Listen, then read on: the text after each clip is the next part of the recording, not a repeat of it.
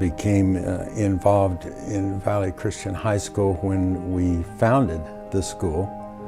We started working towards that in, I think, 1981. We spent about a year meeting every week, a group of us planning the creation of the school, which we then opened in the fall of 1982. Well, there were several different reasons among the 6 of us who started it.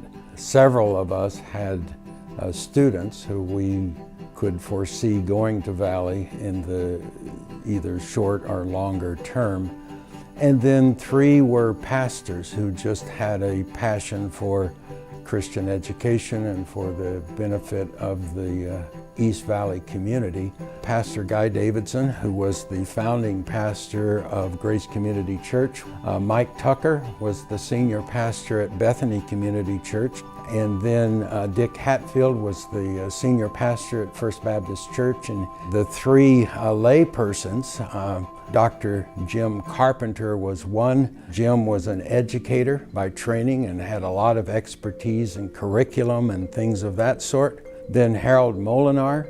Harold was the administrator of Grace Community Christian School. And then the odd one was myself.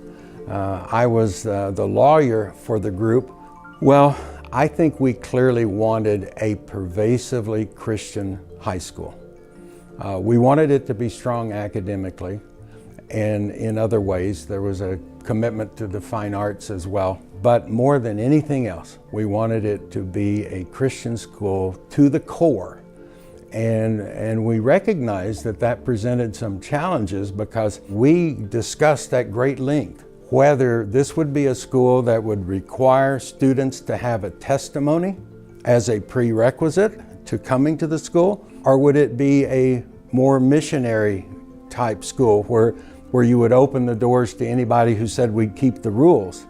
We settled on wanting the school to be a school that required kids to have a testimony. And we weren't naive about that. We understood that a lot of 14, 15-year-old kids, they may not be able, and they may never have even been asked before in their lives to articulate their testimony. But we felt that that was a critical ingredient for the school going forward. Starting a Christian high school is an extraordinarily challenging endeavor. And in that first year, we opened the doors with a whopping 20 students as freshmen and sophomores. Our goal was to grow by 1 grade each year, but we came back for year 2 and we didn't have enough juniors to have a class. So year 2 were freshmen and sophomores again, but we had twice as many students. We had 40 or so. But we then added a grade per year, and the school grew from that point.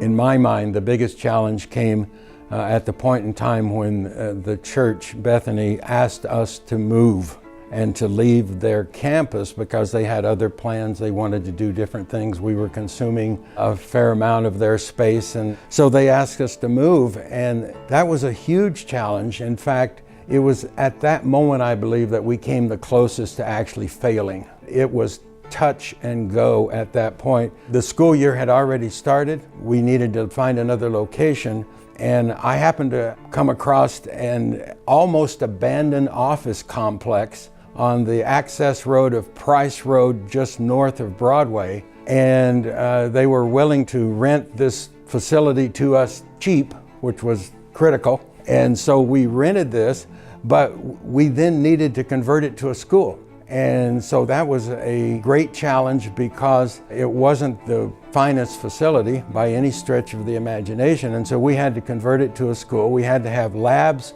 We had to have a music room, we had to have an assembly room, we had to have classrooms. And so we started all about trying to get that ready on short order, and we had no money, which you'll see as a reoccurring theme in this process. So we had to do all of the conversion with volunteer help, and we had to get it done quickly. I remember one night we were down there working to try to convert something, and a monsoon came.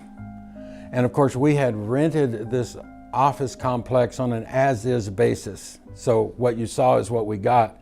So we were in the assembly room, and the downpour came and the water was sheeting down the side inside the room, running right over the electrical service, and we realized we were standing in about 3 inches of water, which is probably not the best place to be.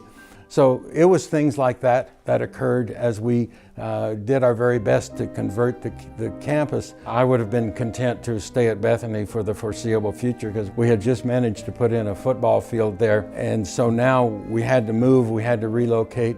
And we found ourselves in the most unusual circumstance in that we had absolutely no athletic facility whatsoever. And so every day when the football team decided for practice, they had to pile on the bus. We had a school bus and haul them back to Bethany to the football field we had built.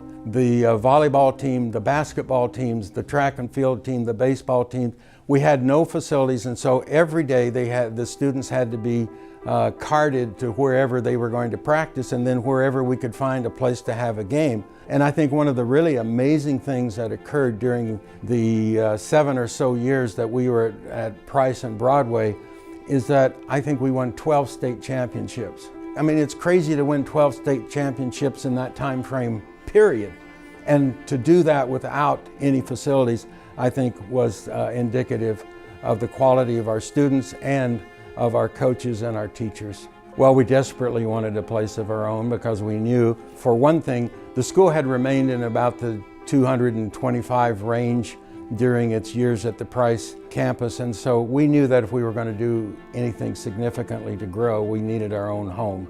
And so at that point in time, one of the board members, Richard Anglin, came to me and said, you need to talk to these two guys, Monty Ortman and Mike Ingram. They are the principals of El Dorado Holdings, and I understand that they have an option to purchase the parcel between Galveston and Ray Road, 56th Street, and the railroad tracks.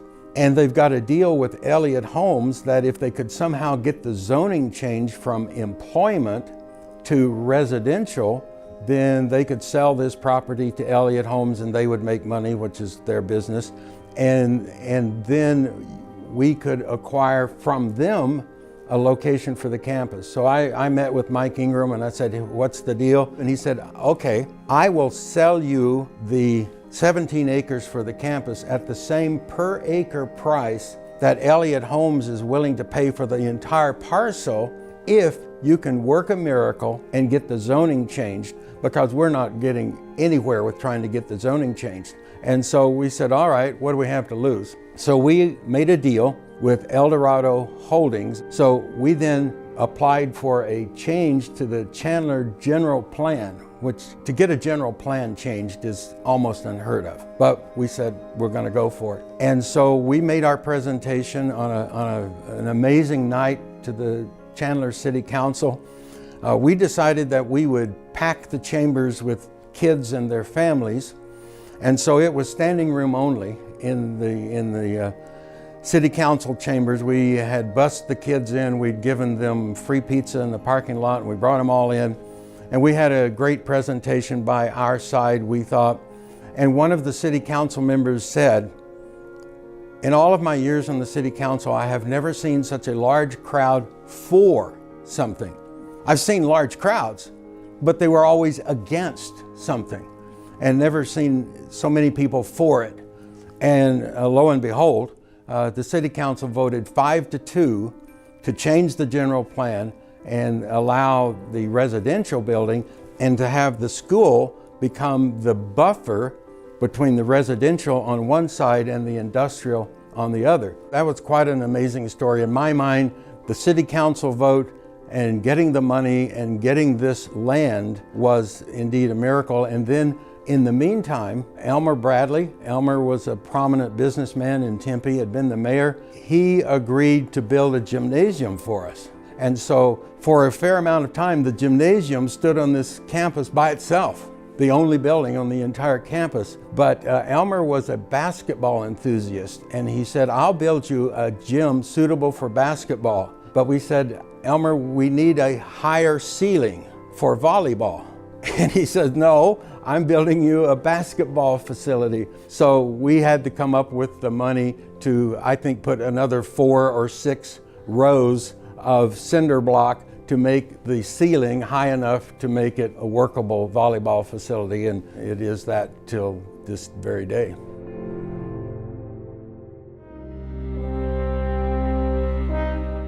Once we came here, my vision was that we would build this campus out as we have done to a significant degree, and hopefully we'll do more. And my vision was to see the day when we would have 500 rock-solid, committed kids getting their high school education here. That is within grasp. I very much look forward to the day when we will see a performing arts worship center on this campus. That's been something that some of us have wanted to see for a long time, and maybe that will happen too.